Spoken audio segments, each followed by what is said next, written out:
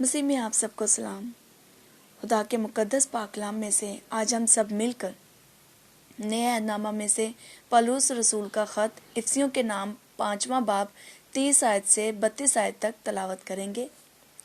इसलिए कि हम उसके बदन के अज़ू हैं, इसी सबब से आदमी बाप से और माँ से जुदा होकर अपनी बीवी के साथ रहेगा और वो दोनों एक जिस्म होंगे। ये बेत तो बड़ा है, लेकिन मसीह और कलीसिया की बाबत कहता हूँ।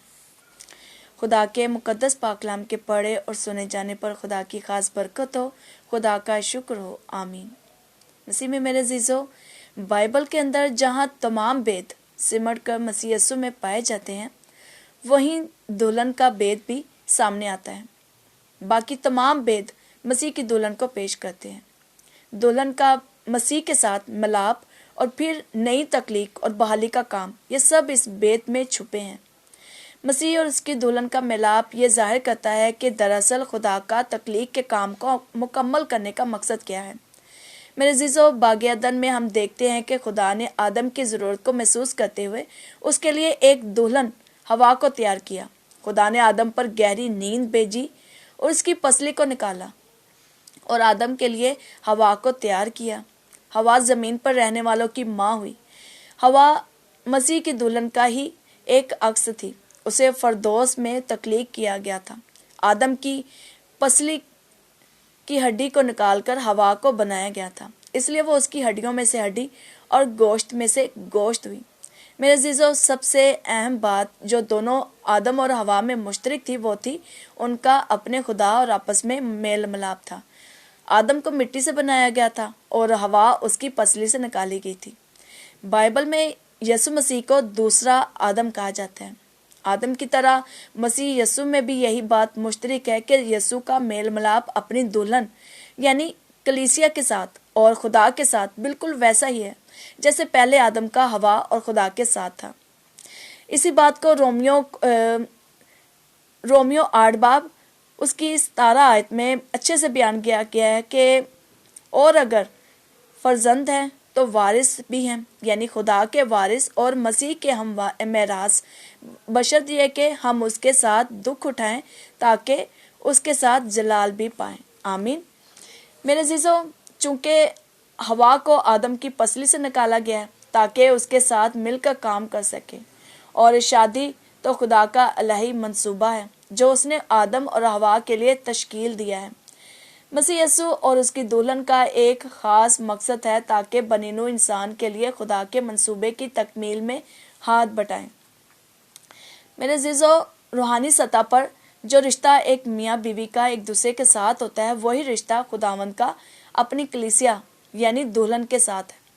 और इफिसियों 5 बाब उसकी 23 आयत में यूँ लिखा है कि क्योंकि शोहर बीवी का सर है जैसे कि मसीह कलीसिया का सर है और वो खुद बदन को बचाने वाला है। आमीन।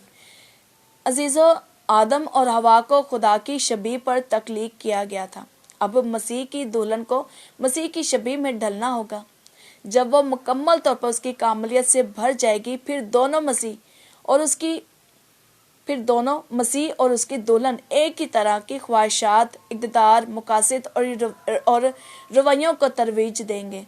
मज़ीद खूबसूरत अंदाज में कहते हुए यूँ समझे कि मसीह में उसकी दुल्हन मसीह का बदन बन जाती है। आदम और हवा का बाहम मिलना एक जिस्मानी मिलाप था, लेकिन मसीह और उसकी दुल्हन का मिलाप एक रूहानी मिलाप है। ऐसे में दोनों ही एक जैसी ख्वाहिशात, इक़्तिदार, मकासद और रवैयों को बांटते हैं। मेरे अजीजों, जब चीज़ें उलट पुलट हो जाएं तो बीवी शोहर के इख्तियार को कबूल नहीं करती, जिससे घर के अंदर अज़दवाजी अबतरी पैदा होती है। बगावत की वजह से जब हमारे तल्लुकात दूल्हे के साथ बिगाड़ का सबब बनते हैं, इसे गुनाह कहते हैं। जब मियाँ बीवी के तल्लुकात बिगाड़ की सूरत हाल से दो चार हो जाएं तो उनकी शादी के टूटने का खदशा लाहक हो जाता है।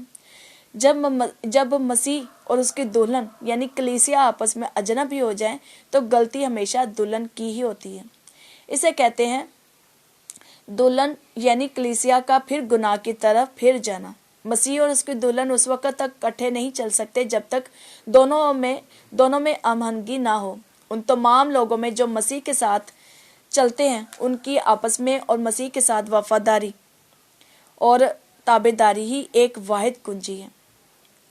میرے عزیزو، ہمیں بھی آج سے بلکہ ابھی سے مسیح کے ساتھ اپنے تعلقات کو استوار کرنے کی کوشش میں لگ جانا چاہیے کہ کہیں مسیح کے اور ہمارے تعلقات میں بگاڑ پیدا نہ ہو سکے، کہ وہ جب اپنی کلیسیا کو لینے آئے تو کہیں ہم پیچھے نہ رہ جائیں، ہم بھی بڑھ کر مسیح کا استقبال کرنے والوں میں شامل ہو سکیں اور ان کی بادشاہی میں شامل ہونے والے بن سکیں۔ بس یہی ہمارے پاس ٹائم ہے عزیزو، اپنے آپ پر غور کرنے کے لیے، کیونکہ اب مسیح کے آنے کا وقت بہت نزدیک ہے۔